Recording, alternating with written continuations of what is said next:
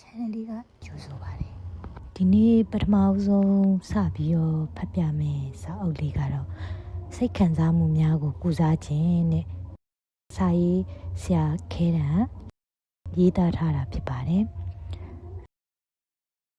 မာတိကအနေနဲ့ဆိုလို့ရှိရင်တော့38ခုပါဝင်တယ်ဒီစာအုပ်လေးကိုဒီစာဖတ်ပြသူကိုယ်တိုင်ပဲတကယ်တော့အရန်ကိုကြိုက်နေတတ်ခဲ့တယ်ပေါ့နော်ဘာလို့လဲဆိုတော့ depression ရနေတဲ့အချိန်မှာအရန်ကိုပေါ့နော်လိုအပ်နေတဲ့အချိန်မှာဒီစာအုပ်လေးဖတ်လိုက်ရတာတော်တော်လေးကို healing ဖြစ်သွားတယ်ပေါ့နော်အဲဒါကြောင့်မလို့ဖတ်ပြချင်တာပါဒီထဲမှာစာရေးသူရဲ့အမှားစာအနေနဲ့ဆိုလို့ရှိရင်တော့သူရေးထားတာလေးကလည်းတကယ်ကိုထိရောက်တယ်ပေါ့နော်ကိုယ့်အတွက်လည်းတကယ်သုံးဝင်ခဲ့ရောလေပြောပြချင်တာပါဒီစာအုပ်လေးကိုတဲ့ကျွန်တော်ရေးခဲ့ရတဲ့ရည်ရွယ်ချက်ကတော့ကျွန်တော်ကိုယ်တိုင်လည်း emotion နဲ့ပတ်သက်ပြီးတော့စိတ်ညစ်စရာတွေစိတ်အဆင်ပြေမှုတွေနဲ့ကြုံတွေ့ခဲ့ဘူးတာမို့စိတ်ဖိစီးမှုတွေကြုံလာတဲ့အခါကျွန်တော်ဖြည့်ရှင်းခဲ့တဲ့ပုံစံလေးတွေနဲ့စိတ်အဆင်ပြေသွားအောင်ကျွန်တော်လုပ်ခဲ့တဲ့နည်းလမ်းလေးတွေကိုတဲ့သူ့ရဲ့စာဖတ်သူတွေစီကိုမျှဝေခြင်းလို့ရေးလိုက်တာဖြစ်ပါတယ်တဲ့ဘဝမှာမွန်းကျက်ပြီးထွက်ပေါက်မဲ့တယ်လို့ခံစားရတဲ့အခါတိုင်းစိတ်အဆင်မပြေမှုတွေစိတ်ညစ်စရာတွေမပျော်ရွှင်ရတဲ့အခါမျိုးတွေရှိလာတဲ့အခါဒီစာအုပ်လေးကိုဖတ်ဖို့ recommend ပေးချင်ပါတယ်ဒီစာအုပ်လေးဟာစာဖတ်သူတွေအတွက်အရင်နှီးဆုံးရင်ဖွင့်ပေါ်တယောက်လိုဖြစ်လာစေမှာပါပြီးတော့စိတ်ညစ်စရာတွေအစင်မပြေမှုတွေအတူတူမျှဝေခံစားပေးနိုင်မယ်တငယ်ချင်းကောင်းတယောက်လိုဘေးကနေရှိနေနိုင်မယ်လို့လည်းယုံကြည်ပါတယ်ကျွန်တော်ကိုယ်တိုင်ကလည်းစိတ်မပျော်ရွှင်ခဲ့ရတဲ့အချိန်တွေရဲ့အတွေးတွေရမ်းများပြီးစိတ်ဖိစီးမှုတွေများခဲ့ဘူးတဲ့အခိုက်အတန့်လေးတွေကိုရှိခဲ့ဘူးတာမို့ဒီစာအုပ်လေးထဲမှာပါတဲ့အကြောင်းအရာလေးတွေဟာစိတ်ပျော်ရွှင်မှုလေးတွေရလာအောင်စိတ်ညစ်စရာတွေကနေလွတ်မြောက်လာအောင်လှုပ်ဆောင်ပေးနိုင်မယ်လို့ကျွန်တော်ထင်နေမိပါတယ်ကျွန်တော်ကိုယ်တိုင်ကလည်းလူငယ်တယောက်ဖြစ်တာမို့ဒီစာအုပ်လေးကိုနားလည်လွယ်အောင်ရှင်းရှင်းလင်းလင်းပဲရေးထားပါတယ်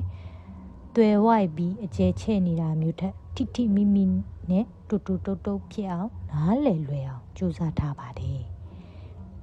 ပြီးတော့ဒီစာအုပ်လေးထဲမှာပါတဲ့တချို့နီလန်းတွေဟာကျွန်တော်ဖတ်မှတ်ခဲ့ဘူးတဲ့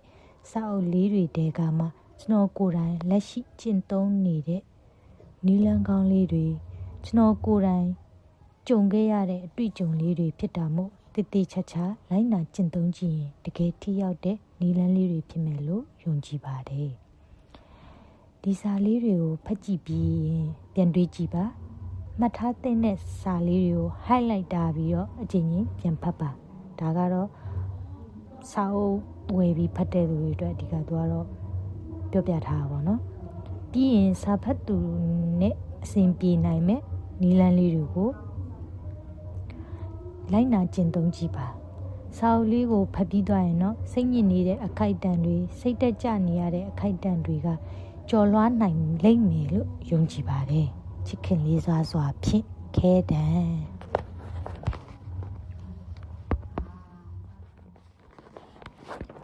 ကိုသူများနဲ့နှိုင်းယှဉ်နေတာတွေရပ်လိုက်ပါများသောအားဖြင့်ကျွန်တော်တို့စိတ်တွေမပျော်ရွှင်ရတဲ့အကြောင်းရင်းတော်တော်များများကကိုယ့်ဘဝကိုသူများရဲ့ဘဝနဲ့နှိုင်းယှဉ်နေမိတာတွေကြောင့်ပဲများပါတယ်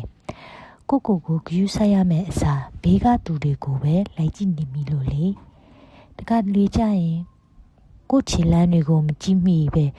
သူများတွေရဲ့ခြေလမ်းတွေကိုပဲလိုက်ကြည့်နေမိတဲ့အခါခလုတ်တိုက်တာတွေချော်လဲတာတွေကဖြစ်တော့မှာပေါ့ကိုယ့်ခြေလမ်းတွေပေါ်မှာတတိထားမှုမရှိဘူးကိုသူများတွေနဲ့ပဲလိုက်ပြီးနှိုင်းယှဉ်နေတာတွေကိုလုပ်နေမိတယ်အဲ့ဒါကြောင့်ကိုထင်တယ်လို့ကိုသွားနေတဲ့ခီးတစ်ခုကမအောင်မြင်တော့ဘူးပေါ့သူများတွေကိုသာပြောနေတာကျွန်တော်ကိုယ်တိုင်လည်းကို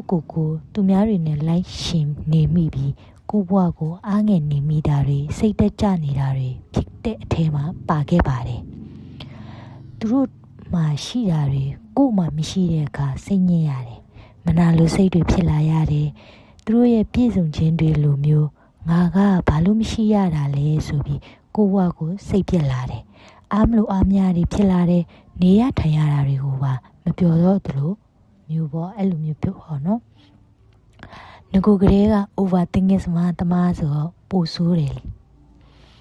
ကိုယ်စီမှာမရှိတဲ့အရာတွေအတွက်စိတ်ဓာတ်တွေကြတယ်ငါကြမှာဘာလို့ဒီလိုအဆင်ပြေရတဲ့အရာတွေပဲလာဖြစ်နေတာပါလေဆိုပြီးဒေါသတွေဖြစ်ရတယ်တကယ်တော့လေကိုဘွားနဲ့သူများဘွားကဘလို့မှမတူညီနိုင်ပါဘူးသူကသူပါပဲကိုကကိုပါပဲကိုရဲ့ဖြစ်တည်မှုတွေလုံနိုင်စွမ်းတွေကိုတခြားသူတွေနဲ့နှိုင်းယှဉ်နေတာတွေကိုရှော့ချလိုက်မယ်ဆိုရင်ပိုပြီးတော့ပျော်ရွှင်လာနိုင်မှာပါကိုမတက်နိုင်တဲ့အဝယ်စားတွေအသုံးဆောင်ပစ္စည်းတွေ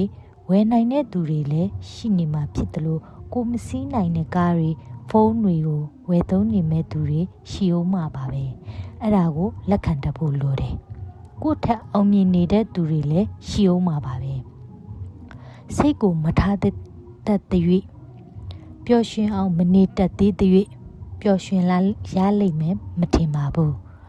ဖြစ်နိုင်ရင်သူများရဲ့ဘဝကိုကြည့်ပြီးကိုဘဝကိုစိတ်ပြတ်အားငယ်မိတာတွေမဖြစ်ပါနဲ့တခုရှိတာကသူတို့တွေရဲ့အလုပ်ကြိုးစားပုံတွေကောင်းမွန်တဲ့အားသာချက်တွေရှိရင်တော့တူယူစရာရှိတာယူရမှာပေါ့ကျွန်တော်မနိုင်စေချင်တာကအထူးသဖြင့် Facebook တွေနဲ့တခြား social media တွေပေါ်မှာကိုယ့်ထက်အခြေအနေတွေအများကြီးပြည့်စုံနေတဲ့သူတွေပေါ်မှာရမ်းကြီးအားကြရင်ကိုယ့်အဖြစ်နဲ့နှိုင်းယှဉ်နေတာမျိုးမလုပ်ပါနဲ့သူတို့ကပြည့်စုံပြီးသုံးနိုင်ဖြုံနိုင်မယ်ဒါပေမဲ့ကျွန်တော်တို့ကသူတို့လိုလိုက်မသုံးနိုင်တာတွေမဖြုံနိုင်တာတွေမဝယ်နိုင်တာတွေအပေါ်မှာနှိုင်းယှဉ်နေမိရင်စိတ်မကောင်းမဖြစ်စေချင်တာသူများကိုပဲလိုက်ကြည့်နေမိတဲ့အခါကိုအာယုံမဆိုင်မိတာတွေရှိလာတတ်ပါတယ်သူများလမ်းကိုပဲလိုက်ကြည့်နေတာထက်ကိုလမ်းကိုလည်းအကောင်းဆုံးသွားနိုင်ဖို့တွေးပါကိုရှိရောက်နေတဲ့သူတွေကိုကြည့်ပြီးတော့သူတို့လောက်မှငါမသွားနိုင်လေချင်းဆိုပြီးတော့စိတ်ပြတ်နေလို့မဖြစ်သလိုကိုနောက်မှာကြံခဲ့တဲ့သူတွေကိုကြည့်ပြီးတော့လဲငါလောက်မှမလုပ်နိုင်လေချင်းဆိုပြီးသွားပြီးတော့ခနဲ့နေလို့လည်းမရပါဘူးလူတိုင်းကသူ့လမ်းသူသွားရမှာပါကျွန်တော်တို့လည်းကိုလမ်းကိုရှောက်ရမှာပါအဓိကကကိုခြေလမ်းတွေကိုကိုပဲယူဆိုင်နေဖို့ပါပဲကိုပျော်ရွှင်မှုတွေကိုကိုကြည့်တတ်ဖို့ပါပဲ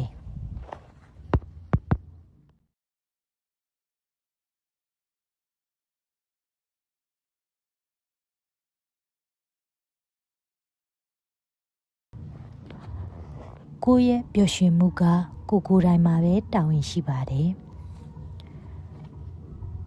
တကယ်တော့ကိုရဲ့ပျော်ရွှင်မှုအတွက်ကိုယ်တိုင်မှာပဲတာဝန်ရှိပါတယ်ကျွန်တော်ရင်ကထင်ခဲ့တာကိုရဲ့ပျော်ရွှင်မှုတွေအတွက်တခြားသူတွေဘက်ကဖန်တီးပေးမှရမယ်ထင်နေတာ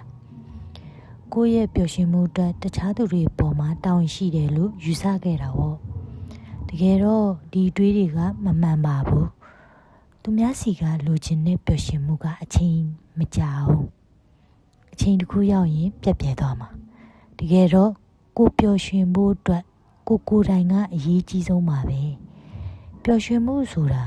တခြားသူတွေလက်ထဲမှာမဟုတ်ပါဘူးပျော်ရွှင်မှုကကိုယ်လက်ထဲမှာပါပဲဝေးဝေးလန်လန်နေလိုက်ရှာမနေပါနဲ့ကိုစီမှာပဲကိုရှာပါကိုတွေစီမှာပဲတတိကတ်ထားကြည့်ပါကိုစိတ်ကလေးကိုပျော်ရွှင်စေတဲ့မှုလေးတွင်မှာပဲထားကြည့်လိုက်ပါအကောင်းလေးတွေဘက်ကပဲတွေးကြည့်လိုက်ပါ